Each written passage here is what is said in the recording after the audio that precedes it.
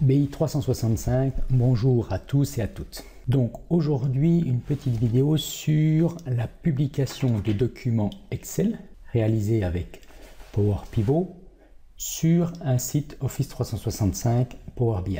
L'objectif de la vidéo, c'est de vous montrer la facilité et l'avantage de publier ces documents Excel sur Office 365. Ici, vous avez donc là, je viens de réaliser un dashboard pour un client, la société Distrifree, qui est complètement interactif. Voilà, donc je peux, en fonction de mes slicers, segments, les données s'actualisent et on le voit. Maintenant que j'ai fini mon dashboard, j'ai un certain nombre d'onglets de préparation. Et en fait, finalement, il n'y a que cet onglet qui est intéressant pour mes collaborateurs. Donc maintenant, je vais passer à la phase comment je leur mets à disposition ce document. Encore dans beaucoup d'entreprises, classiquement, la solution utilisée, c'est l'envoi par mail.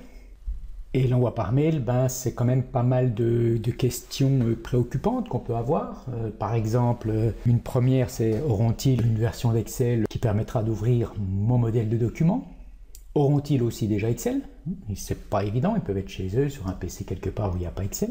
Deuxièmement, il y a le problème des versions, c'est-à-dire que assez souvent on récupère un document Excel dans sa boîte mail, on l'ouvre, certains vont le mettre dans un dossier, vont le copier sur une clé USB, et puis quelques temps après, nous on s'est aperçu qu'on a fait une petite erreur, on renvoie le document par Excel, par mail, et là la personne ne fait pas attention à la deuxième version. Et en fait, il va diffuser ce qu'il a mis sur sa clé USB, donc il va en fait diffuser de l'information provenant d'un fichier, disons, non à jour. Il y a les aspects aussi sécurité, parce que ce document, ce tableau de bord, est-ce que je veux qu'une personne à qui je l'ai envoyé puisse le copier, puisse le renvoyer à quelqu'un d'autre? Pas forcément. Il y a l'aspect après intégrité des données, parce que une personne peut venir ici abîmer les formules, donc ce qui veut dire que moi, soit il faut que je passe quand même un temps important pour protéger toutes mes formules, pour m'assurer que personne ne pourra modifier mon document.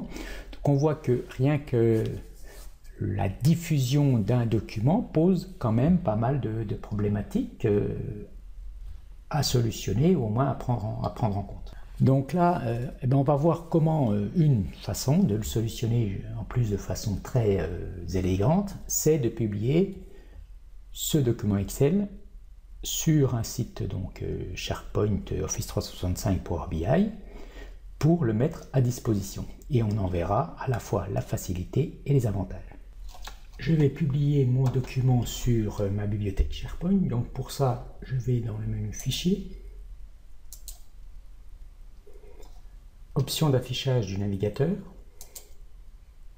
Et là, en fait, je sélectionne ou désélectionne les onglets ou feuilles que je souhaite voir apparaître dans le navigateur lorsque j'afficherai mon document. Donc, dans mon cas, je ne veux que ne soit visible que l'onglet Dashboard, ce qui fait que, vous allez le voir ensuite, implicitement, tous les contenus, que ce soit données et ou formules qui sont déjà dans les autres onglets, ne seront pas apparents. Donc je valide. Phase 1. Phase 2, tout simplement enregistrer sur mon compte SharePoint. Donc la première fois, soit vous, pour que ça apparaisse ici sur votre bibliothèque SharePoint, vous faites un synchronisé, ou alors quand vous faites un parcourir et vous tapez l'adresse HTTP de votre bibliothèque SharePoint. Donc là, je vais la mettre dans la bibliothèque démo. Le nom, on peut le changer. Donc là, il a déjà été enregistré, donc je vais l'enregistrer par-dessus. On dit que c'est une nouvelle version, donc enregistrer. Bien sûr, remplacer oui. Maintenant, je me suis rendu donc dans ma bibliothèque démo sur mon site Office 365. Là, j'ai le document Distrifree Dashboard. Il suffit que je clique dessus. Et automatiquement, il s'affiche donc dans mon navigateur. On voit qu'ici, je ne suis pas dans Excel. Ce qui fait que implicitement, tout ce qui est formule est automatiquement protégé, puisque là je n'ai qu'un rendu HTML de mon document Excel. On voit ici que je n'ai que l'onglet Dashboard que j'ai décidé d'afficher. Et par contre, mon interactivité est toujours présente. Donc je ne perds pas en termes d'interactivité. En fonction des mois que je sélectionne, mes données s'actualisent. Donc en termes d'utilisation, les personnes n'ont qu'à se connecter à leur site SharePoint, ou taper l'adresse, et derrière, plus de soucis du tout de confidentialité, copie. Donc, si je veux encore un petit peu plus augmenter la sécurité, on voit qu'ici, parce que en tant que Jean-Pierre Girardot, j'ai les droits un petit peu élevés sur cette bibliothèque, donc je peux éventuellement, si je le souhaite, modifier dans Excel, et là j'arriverai dans un Excel comme si je l'avais ouvert naturellement. Mais je vais vous montrer qu'on peut aussi, pour certains utilisateurs, en fonction des droits, facilement leur interdire la possibilité même de modifier le classeur. Pour ce faire, je vais donc me connecter en fait sous un autre compte utilisateur. Donc, je me suis connecté avec l'utilisateur Paul Durand qui a des droits plus limités sur ma bibliothèque démo. En fait, lui, il ne peut qu'afficher dans un navigateur, donc on va le voir. Ici, il sélectionne de nouveau mon dashboard. Là, il a bien l'interactivité, voilà.